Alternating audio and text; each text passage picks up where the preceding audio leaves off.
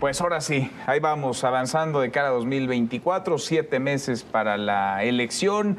Comienzan los registros de precandidatos en los partidos políticos. Samuel García, gobernador de Nuevo León, se registró en Movimiento Ciudadano.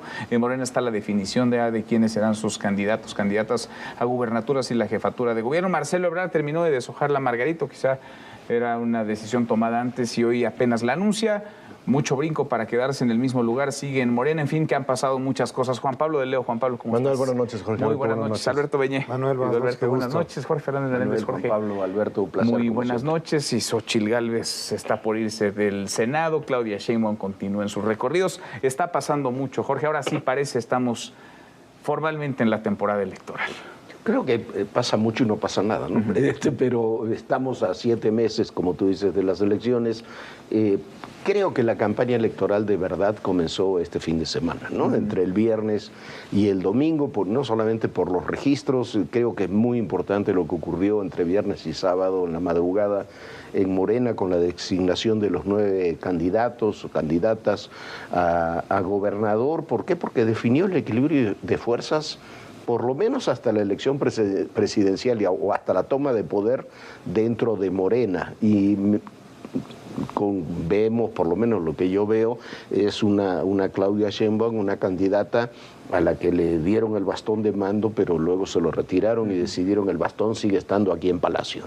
Y me parece que la decisión de Marcelo Ebrard, que no ha sido en absoluto espontánea, también se ubica en ese sentido, como que Marcelo Ebrard vio que no tenía espacios, que no podía prosperar su candidatura y le conviene tener un espacio dentro de Morena con una corriente, seguramente con una senaduría para él, que es lo que me imagino que debe haber negociado, una senaduría para él, para algún grupo de sus principales seguidores como legisladores, y desde ahí poder construir, si es que puede construir hacia adelante. Ya se anotó para 2030. Sí, bueno, también no está un poco adelante. 2024. Sí, tú lo decías, perdió 2 meses subir a lo que dijo, ahora lo podía haber dicho hace 2 meses, pues ¿no? Sí. Pero me parece que así se está configurando el tema. No es casual tampoco que Samuel García sea el candidato del Movimiento Ciudadano cuando es uno de los candidatos preferidos por el presidente, ¿no? El presidente también lo impulsó. Entonces, me parece que el poder, el bastón de mando, sigue estando en Palacio Nacional y viene una disputa electoral muy interesante. Habrá que ver qué viene después, porque ya hemos visto que un presidente o presidenta cuando llega al poder también asume ese poder normalmente, pero por lo pronto el bastón de mando está en Palacio Nacional y ahí se van coordinando en torno a eso todas las opciones. Sí, porque resultaría, digamos, complicado asegurar que alguno de los 9 candidatos, candidatas de Morena responden a Claudia Sheinbaum, más bien responderían al presidente López Obrador. El presidente diseñó la boleta electoral y tiene ahí a Claudia Sheinbaum, a Xóchitl Gálvez, que él mismo se encargó, digamos, de potenciar como aspirante presidencial, y a Samuel García, a quien él también arropó. Así las cosas, así se están moviendo las cosas, Alberto, de cara al 24. Así es, han quedado en la pista presidencial definidos quienes estarán en la boleta, salvo que algún independiente nos sorprenda y aparezca una 4ª candidatura, pero en principio, pues Claudia Sheinbaum, Xóchitl Gálvez y el polémico caso de Samuel García, porque sigue, por un lado, con este enredo constitucional. Sigue siendo gobernador de Nuevo León. Sigue siendo gobernador. Hoy andaba en un evento acá en día laboral, horario laboral, pero formalmente sigue siendo el gobernador del Estado. Sigue siendo. La licencia se le otorgó el Congreso a partir del 2 de diciembre. Lo que no se ha resuelto es quién será el interino que lo sustituya en esos 6 meses en que estará ausente. Pero no deja de ser polémico porque en esta cercanía, en este auspicio que le da el presidente López Obrador a Samuel García, creo que es importante tener claro pues, que no está jugando un papel opositor, sino más bien un papel de obstrucción, de boicot a la oposición, de división del voto, y bueno, así ha quedado configurada esa terna hacia las presidenciales. Y en las locales, pues lo que ha pasado en la Ciudad de México es lo más revelador. Coincido enteramente con lo que dice Jorge. Un aspirante con 14 puntos de ventaja sobre la segunda es desplazado porque se decidió al final desde Palacio Nacional y desde los duros de Morena que no permitían que compitiera. 14 puntos le sacó Mar García Harfuch a Clara Brugada. Así es. 15 puntos le sacó Claudia Sheinbaum a Marcelo Ebrard en las encuestas de Morena. prácticamente lo mismo. Omar García Harfuch fue el tercer hombre, digamos, con mayor distancia dentro de Morena. Sin embargo... Y el segundo con mayor aceptación después de Javier May. Con mayor aceptación. Y pese a haber 4 espacios para hombres, lo bajaron. Pues lo bajaron y esto es un revés de una descalificación fuerte, me parece, para la primera decisión política de relevancia que tomó Claudia Sheinbaum. Sí, lo bajaron y subieron a Eduardo Ramírez con medio punto de diferencia respecto a Sacil de León, que también era una candidatura de Claudia. Que también era claro, sí. Otra sorpresa, y me parece, si vemos, hablando de Morena específicamente, a los contendientes, por una parte, a los que fueron aspirantes a la presidencia, a la candidatura, y si vemos también a los grupos al interior de Morena, de pronto la desarticulación a partir de las decisiones no electorales, sino políticas del presidente, también hablan de un hombre que mantiene concentrado el poder del partido político y mantiene las decisiones. Si vemos a personajes como Ana Augusto, si vemos a personajes como Ricardo Monreal, si vemos a personajes como Marcelo Ebrard, si vemos ahora a personajes como Claudia Sheinbaum, de pronto y saber dónde quedaron cada uno de ellos y con qué fuerza quedaron cada uno de ellos, pues muchos, digo, a pesar de que se ha mantenido en Morena y se ha mantenido la unidad, en cuanto al poder político que tenían previo a este proceso electoral, de pronto están completa y absolutamente desdibujados, incluyendo ahora, y me subo a la conversación de Jorge Alberto, a Claudia Sheinbaum. Es decir, esa primera gran decisión que habría de tomar con respecto a la candidatura en la Ciudad de México se convierte en una decisión electoral, de estrategia electoral, sino en una decisión política. De pronto me parece que en el círculo rojo y entre periodistas y entre analistas esperamos algún tipo de sorpresa, esperamos algún tipo de cambio, y de pronto las decisiones que ha tomado Andrés Manuel López Obrador desde Palacio Nacional han sido constantes y han sido consistentes en cuanto a esa concentración de poder, en cuanto al entendimiento que tiene que es su partido político y es el futuro y la decisión que él tendrá para ese futuro político la que va a ganar siempre, más allá de quien tenga este supuesto bastón de mando. Hace evidente entonces el presidente que él controla. Y desarticula. No solamente lo hace evidente. O sea, él trae el control de la asociación y trae el control de su partido. Sí, y tiene desarticulado, digamos, a los personajes que en algún momento le podrían haber hecho sombra o podrían haber tomado algún tipo de protagonismo. Ya están marginados. Absolutamente. Esto que dice Juan Pablo me parece que sintetiza perfectamente todos estos procesos de Morena. El signo es que el presidente manda y va a seguir mandando.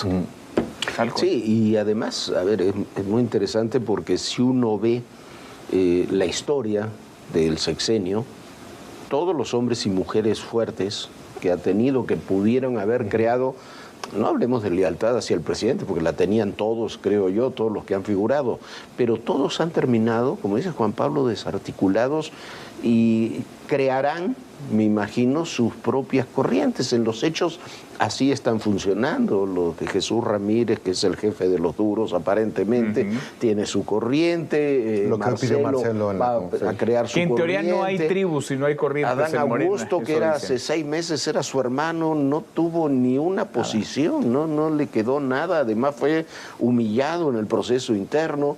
Y uno comienza a ver prácticamente en todos los casos lo mismo. Y la única figura que queda empoderada, vamos a llamar así, es el presidente, con otra institución que tiene mucho poder, que trasciende el sexenio, que es el ejército.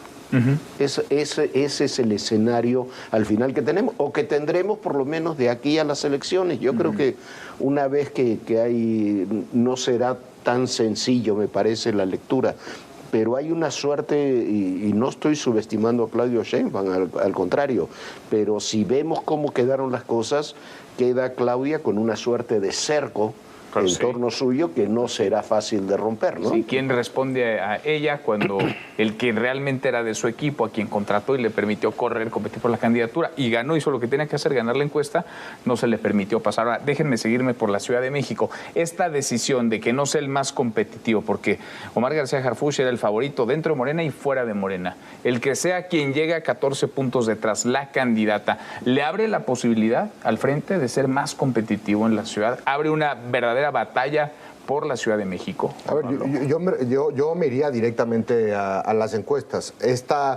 La decisión interna de Morena, más allá que digan que tiene que ver con las encuestas y que tiene que ver con el pueblo y que tiene que ver con ese tipo de decisiones, la decisión de la Ciudad de México no va por un tema de encuestas, va por un tema de ideología, va por un tema de movimientos y va por un tema de izquierda como tal y de los duros de los grupos que ya hablamos. Entonces la encuesta sirvió para nada. En la Ciudad de México no sirvió, en Chiapas me parece que no sirvió, en otros, me parece en Guanajuato también alguna sorpresa respecto a Jalisco. A quien quedó, Jalisco también, que era una de las personas que menos figuraba en ese sentido. Entonces, a ver, una cosa es el discurso y una cosa es lo que se dice internamente y otra cosa son las decisiones políticas. Porque suena bonito decir que a través de las encuestas la gente decide, el pueblo decide y es un mecanismo democrático, pero no vimos eso. No se vio y en la práctica no fue eso. Y si nos vamos a las encuestas en la Ciudad de México, las encuestas con Omar García Harfuch específicamente en contra de Santiago Taboada, que Santiago Taboada será el candidato en la Ciudad de México,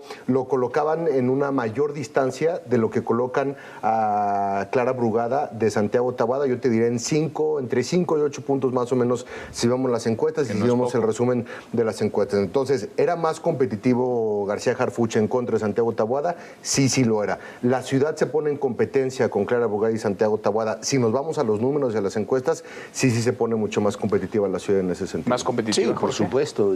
A ver, Clara, sin ningún demérito para ella, pero no deja de ser una candidata que tiene 26% de aceptación en una encuesta. No creció. No, la realidad no creció. Es que no creció. Marcó Durante lo mismo todo principio a fin en la... Todo el tiempo. No es es más, no recuerdo en todo este periodo, digamos, de pre-campaña, una idea nueva de Clara, una propuesta diferente, diferenciadora.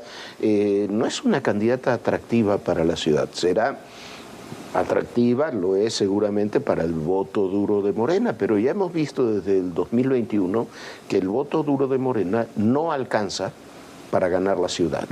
Tendrá que hacer otro tipo de cosas y me parece que hay mucha gente que estaba en duda mientras estaba la candidatura de Omar, mientras se estaba definiendo este proceso sobre cómo votarían la ciudad, y hay un porcentaje de esos electores que se van a decantar por el candidato opositor, que yo coincido, será seguramente Santiago Taboada. No veo ni que Adrián Rubalcaba, Lía Limón ya se decantó hacia Pero están, digamos, en Santiago. ese orden, ¿no? Taboada y Rubalcaba, PAN-PRI en esta alianza. Ahora, siguiendo esa ruta de lo que dices, Juan Pablo, Jorge, en 2021 con los duros, porque le apostaron a los duros, Morena perdió 9 de 16 alcaldías. A eso nos remite y en términos electorales tuvo menos votos. Menos votos que la oposición. Exacto, esta designación de Clara Brugada, porque es una designación política, nos remite a la elección del 21, como bien dices, Manuel, en donde Morena y sus aliados obtuvieron menos votos que los opositores y perdieron 9 de 16 alcaldías. Ahora, hay otro componente además de la ciudad que me parece que vale la pena destacar. Morena va a enfrentar en varias entidades por primera vez el desgaste de haber sido gobierno. Y en 3 de esos casos, por lo menos, con gobiernos pésimamente calificados. Morelos, Puebla, Veracruz. Y pareciera que con designaciones como las que hicieron para Guanajuato, Jalisco, sobre todo esas 2 entidades, están ya anticipadamente renunciando a la posibilidad de triunfo. Porque están lejos de poner a los más competitivos en esas No 2 pusieron entidades. a los más competitivos, son estados en donde gobiernan partidos bien aceptados, que tienen una buena estructura. Entonces, son estados donde me parece que en un sentido renuncian a la posibilidad de triunfo, estados en donde será calificado su gobierno, muy mal calificados, y donde si hay candidaturas fuertes de oposición, me parece que el escenario para Morena en las locales no va a ser... Entonces estamos lejos de... Vaya, faltan 7 meses, pueden pasar muchas cosas, pero estamos lejos de aproximarnos a un escenario de carro completo en donde el Congreso sea abrumadoramente mayoritario para Claudia Sheinbaum, para la 4T, con esos perfiles, con esas circunstancias, con estos personajes. ¿Se ve complicado una mayoría? Hay pocas encuestas del Congreso y del Senado. Yo diría, esperémonos a ver las primeras encuestas que salen acerca de lo que es el Congreso y de lo que va a ser el Senado, pero la elección más cercana que tenemos, y otra vez, no solamente en las alcaldías, es la del 21 también con Congreso. Y si bien el Frente Amplio por México ha sido incapaz de ganar gubernaturas, ha sido capaz de juntar esos votos en la parte legislativa y en las partes locales, y están dedicados más a la parte legislativa y a la parte local, entendiendo que la elección presidencial hay una distancia muy amplia. No sabemos qué puede pasar, pero hay una distancia entre 30 a 40 puntos entre Claudia Sheinbaum y Xóchitl Gálvez. Habríamos de revisar las encuestas del Congreso y del Senado para poder comenzar a contestar qué tantas posibilidades y qué tan viable es que pudieran ganar de alguna manera o evitar que Morena pudiera ganar el carro completo. Me parece que en los estados estamos viendo que sí hay elecciones que van a ser competidas, que van a ser muy cerradas, y que esos escenarios que hemos visto en la parte estatal en los últimos años, en donde Morena ha ganado prácticamente todo, me parece que se pone en peligro también con las decisiones del viernes pasado. Y con otro tema a partir de lo que ha ocurrido, no solamente del viernes, que viene ocurriendo, sin el presidente López Obrador, que termina siendo mucho más homogéneo por la razón o por la fuerza, el espectro de Morena, yo veo a un partido cada vez más movimiento, con distintas corrientes, y que en el futuro Congreso, independientemente de que tengan mayoría o no, vamos a ver ya con Claudia o con Xóchitl, con quien quede de presidente, vamos a ver dentro de Morena algo mucho más parecido a lo que fue en su momento el PRD. Distintas corrientes, distintas tribus que van a tener distintos programas. Van a estar ahí Marcelo y van a estar los duros de Morena. No sé cómo van a hacer para compaginar dentro de un mismo partido. ¿Quién va a poder aglutinar? ¿No? Porque está claro que hoy el pegamento es el presidente López Obrador, pero ¿y sin el presidente? Yo creo que el presidente, ¿quién lo sienta a la creo mesa? que el presidente va a querer seguir siendo algo así como la autoridad moral, pero no es lo mismo hacerlo desde tu rancho de Palenque que desde Palacio Nacional. La perredización de Morena. La perredización. Las tribus acababan siempre a sellazos ahí en el PRD. Gracias, Juan Pablo. Muchas gracias. Gracias, Jorge. Hasta mañana. Gracias. Pásala bien.